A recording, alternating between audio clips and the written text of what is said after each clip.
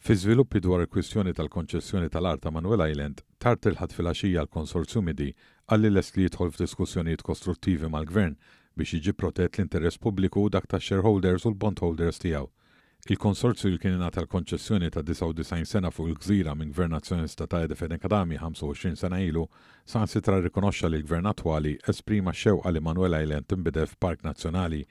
Il-midi għalli ninsab impenjat li jkompli jaġixxi brida tajba biex tinstab soluzzjoni li tippermetti l-implementazzjoni tal-għan iddikjarat mill-Gvern biex Manuel Island tgħaddi lura għandu.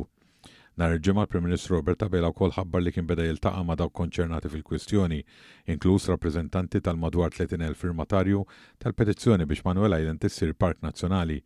Sattant komplew jiżdiedu s-sejħiet biex il-post jittieħed minn idejn l-iżviluppaturi u tnejn filgħodu mal-270 akademiku u professjonist mill-Università ta' Malta talbu li dan isir fl-aħjar interess tal-poplu Malti Wawċi.